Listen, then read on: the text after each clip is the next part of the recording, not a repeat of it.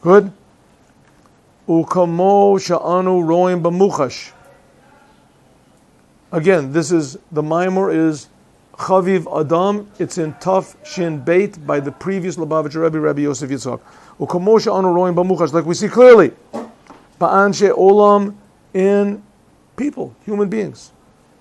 Ba'anshe olam, and people of the world. Ba'anshe olam. In humanity, Weltliche Menschen, normal, worldly people. Shanagatam, that their conduct, he alpi amshachat an-nefesh ativit, is according to their what's called natural soul, lit aneg, to get pleasure, binyane olam, in things of the world. Nice house, nice car, right? Dresses his children nice, he dresses nice. Bahana maruba, with getting as much pleasure from things as possible. Hine, behold, kasher ba'et ratzon, but when there is a special time, hein b'Rosh Hashanah, maybe in Rosh Hashanah, hein b'Yom Kippur, sometimes it's Yom Kippur, all of a sudden, mitorerim, these people get aroused, betenua, in a movement, the meriros, of bitterness. What does it mean, bitterness? They think, how have I wasted my life? What am I doing with myself? How could I have spent so much time watching television? What did I get out of it? Reading newspapers. What did I accomplish in the world? A sense of regret. Right? A sense of regret. Deep, deep, deep, deep regret. What have I done? I haven't done anything for the Creator. The Creator is giving me everything. He's so good, I haven't done anything for Him. Ve'en b'shmini atzeret, or sometimes in shmini atzeret simcha Torah, b'tunu shel simcha, in a way of happiness. In Russia, for instance, the Jews get together. The big thing in Russia is Simchas Torah. All the Jews would go to shul on Simchas Torah. All the Jews, even in the time of the communists, when it was dangerous, and there was spies all over. 1/3 of the crowd was spies, and they had cameras and pictures. Everyone would go to the shul, and people told me on Rosh Hashanah, on Simchas Torah. Simchas Torah was something special in Russia. That's what people told me. In America, it's more Rosh Hashanah, sometimes Yom Kippur. Mostly in Israel, Yom Kippur is the big day. In Israel, Yom Kippur, that's the big day.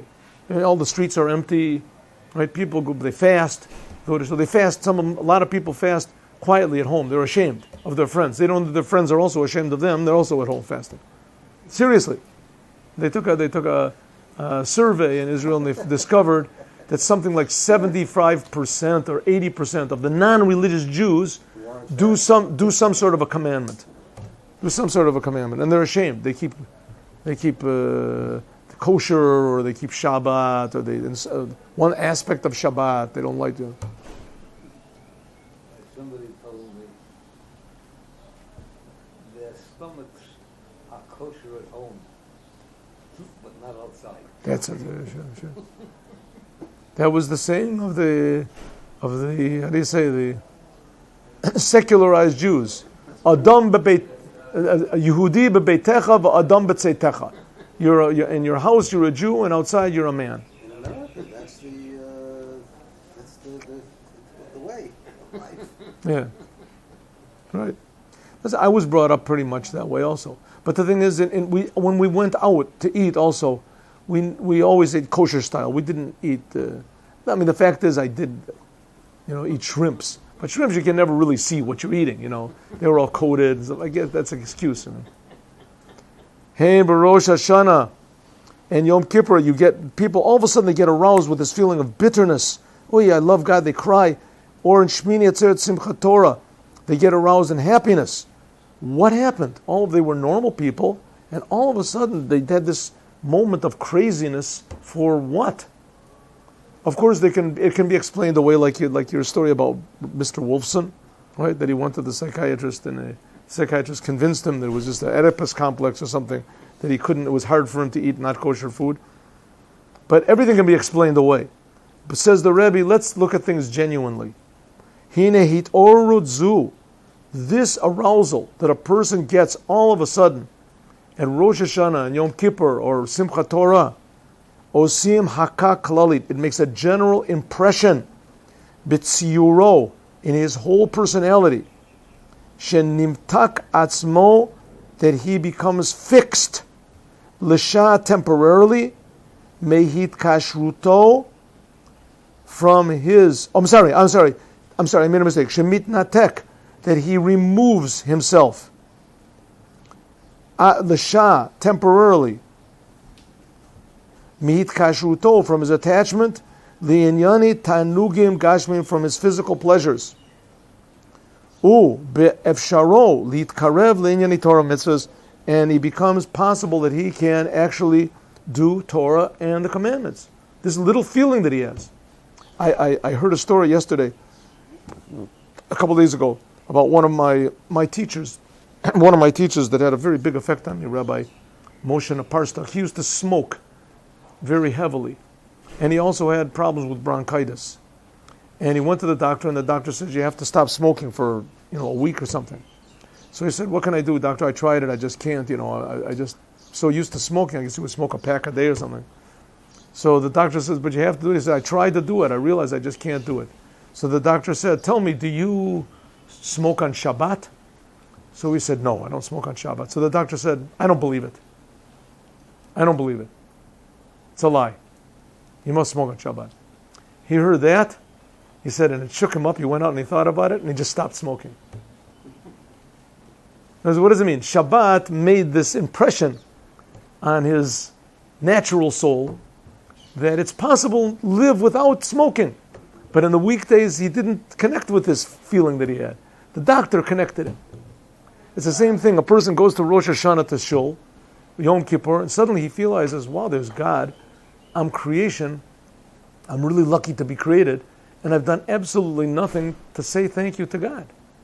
My whole life I'm just thinking about myself. And suddenly he gets bitter. What have I done? I have to change myself. Right? But then immediately after Yom Kippur, he goes back to his old way. But it made a little impression on him. So he starts to thinking about himself. Listen, in Shul over there, I was 5 minutes without thinking about myself. 5 minutes I didn't think about myself. 5 minutes I really genuinely thought about what I give to the creator of the universe. Right? And this has more of an impression on him. Suddenly he starts to realize, hey, the creator is really real. Maybe the creator is more real than I am. Maybe the creator is creating me. Maybe I should do what the creator says. This makes a general impression on a person, litkarev, to come close, li'inyani Torah of mitzvahs, to matters of Torah and the commandments. V'cheinu b'nefesh habahamit, and so it is in the animal soul. Sha'al yadei ahit palut, that by means of its excitement, haba, which comes mi'it palut nefesh hasichlit, by means of this, that the animal soul gets excited because it sees that the intellect is excited about God. Naseh bo akiruv kalali li'inyanei leilkus, to matters of godliness. I know a person that he was a non-religious Jew. He was from France, non-religious Jew, and his mother remarried. His mother had been divorced. His mother had been married to a non-Jew. Anyway, they divorced, and she eventually got remarried, and he came to the wedding. His mother and him were close. She became religious. She got married to this guy. And the people from the yeshiva, they came.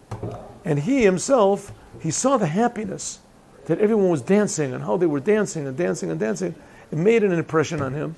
And eventually he became, he totally changed his life and became a Baal Tshuva. Now he's a teacher somewhere.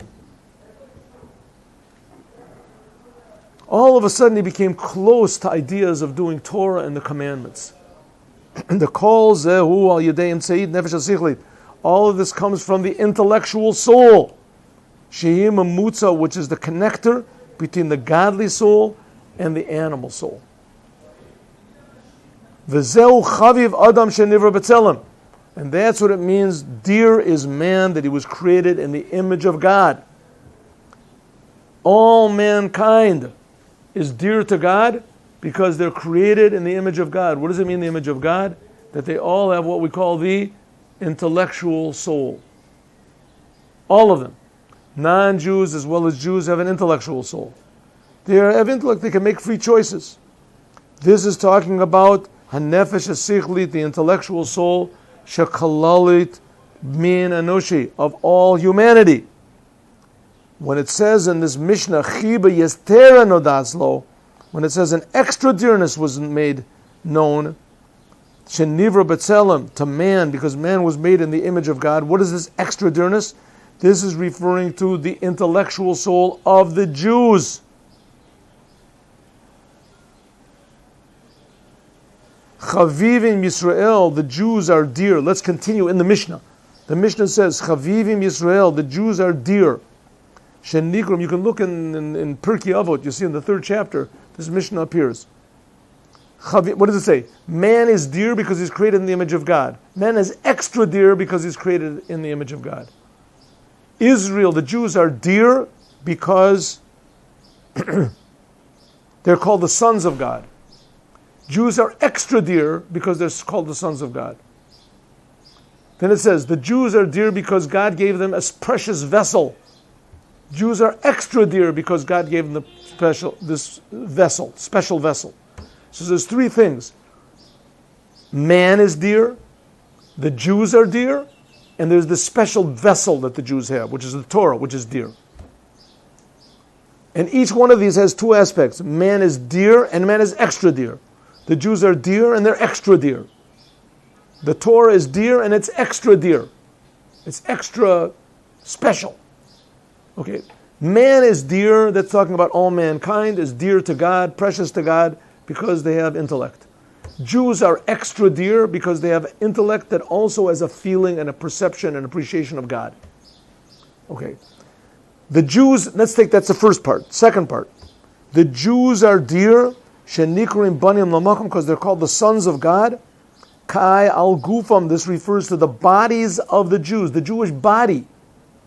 B'ni b'chor Yisrael, like it says, my son, my firstborn, my chosen, in this case it means chosen, Israel. That's the Jewish body. That's what's going to raise up in the raising of the dead, Jewish body. Chiva yetera, an extra dearness was made known to them because they're called the sons of God. This is referring to the godly soul, umalat haneshama, and the highness of the godly soul. The first soul we talked about, the man is dear, that's talking about the intellectual soul. The Jews are dear because they have a different body and a different Jewish soul, a unique Jewish soul. The Jewish body is unique because when a Jew does a commandment, he has to do it with his body. It has a different effect on the whole entire creation. And it says it even gives pleasure to God, a nachat ruach.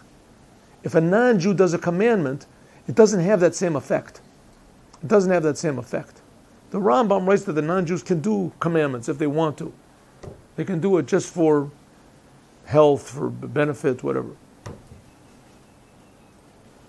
Chavivim Yisrael, the Jews are called dear because God gave them this precious vessel. This refers to the Torah, the revealed Torah, the laws of the Torah, the Chumash, the written Torah, the oral Torah, the Gemara, the Halachot, Midrash, Mishnah. That's called, the Jews are dear because he gave them a precious vessel. That's the revealed Torah. Chiva yedera, an extra dearness. This is that God gave them panimiyut the Torah. He gave the Jews the secrets of the Torah.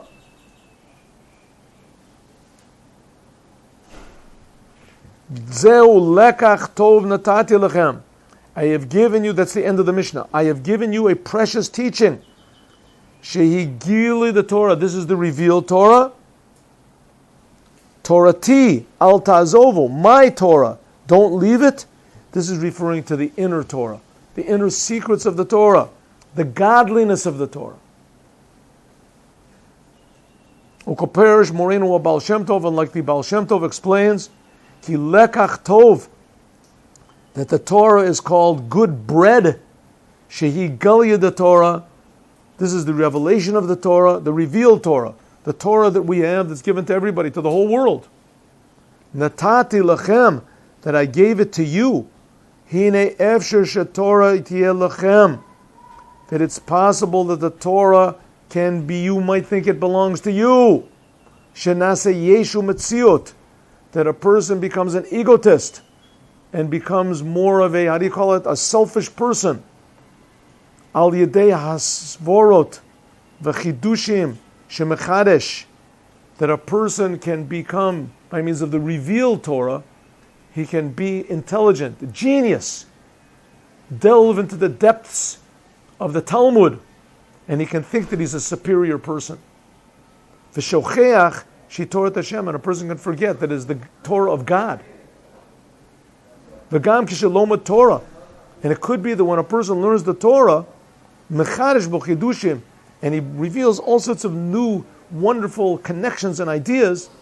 Hine im enu mamin, if he does not believe, bashgacha elyona, that God is really controlling every detail of the world, including the fact that he has this intelligence and that he understands the Torah so well, beprati, especially in every detail, v'shol umakshe, and he asks questions, madua derech rishoyim tzalecha, if a person does not really believe in God, and it comes in a big question in his mind, 1 second, I am working so hard at the Torah, and I am such a great genius, and I am a big Rosh Yeshiva. Why are the evil people, the people that left the Torah, that left everything, why are they more successful than me? Why are they succeeding? Why do I have to go to them and ask them for money, for help, for this? Hine Torah hishalo. All of a sudden the person thinks the Torah belongs to me. I'm learning all this Torah, and this is my reward. V'lo shu shel Torah, and it should be the opposite. I belong to the Torah. I should think to myself, good, maybe the evil people are succeeding, but at least I have the Torah. At least I'm still connected to the creator of the universe. I am not getting any success out of this, right? My children don't have food to eat. I just got kicked out of my house. I'm being ostracized by everybody, right? All of my yeshiva is getting dispersed, right? Because of in Israel, in the land of Israel, right? How can this possibly be? Because a person has to say, listen, this is exactly what God wants. I don't understand it. This somehow or other is going to be for the good. If a person doesn't think that the Torah belongs to God and that he's lucky to learn it, if a person thinks the Torah is Zaina, that the Torah belongs to me, unit is the Torah and not I belong to the Torah, then a person can come to really big mistakes. And the Torah becomes something that's just a very small, unimportant, drab part of the world, this wonderful, colorful, beautiful world. And the Torah is just this little sort of book people believe in.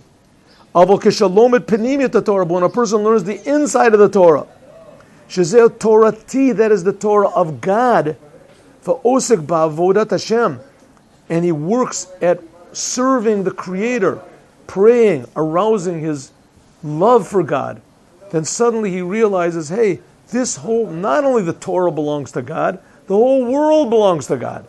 I belong to God. And the Torah is God's inner will. God is giving me a kiss. And it's true that there's difficult things happening in the world, very difficult things. But let's compare it to a mother that kisses her children. Her son takes them to the dentist and gives them a kiss. Right? And says, listen, this is going to hurt a little bit, but it's for your good. Right? She shows him the x-rays, how he's got one tooth that's not good. And he gives him a big kiss, I love you, and this, and it hurts. But it's a little bit easier if you know that this is really for our benefit. I don't know why there's problems in the world, but that's exactly what the Rebbe says. Problems for the Jews have not been lacking through the history of Jews. And Jews that have been stubbornly defying all their natural impulses to just flow with the world. How do they say? People and rivers become crooked by following the path of least resistance. You ever hear that before? That all of a sudden something bad happens against Judaism, he takes a twist. He takes this, he takes off his beard, takes off his tzitzis, takes off his kippah, takes off his this. If he could take off his bris, he would take it off. Takes off everything he can. Right? Wants to be normal, wants to be regular, wants to get along with everybody. Right? Wants to be like everybody, be liked by everybody. all of a sudden. And he'll learn Torah also a little bit. So why not? It's a nice thing. Says the Rebbe, what happens? He remembers the Torah and he forgets the giver of the Torah. That's the inside of the Torah. That's the idea of Pnimiyut the Torah, the secrets of the Torah. The person has to serve God according to the inside of the Torah. If you really believe in God, then the Torah becomes the most precious, amazing, happy gift there can possibly be in the world. And that is what the Mishnah is talking about in Pirkei Avot, that God gave Chiva Yasera, an extra dearness to the Jews, that He gave them the secrets of the Torah, as explained by Chassidut, as we'll talk about more, God willing, tomorrow.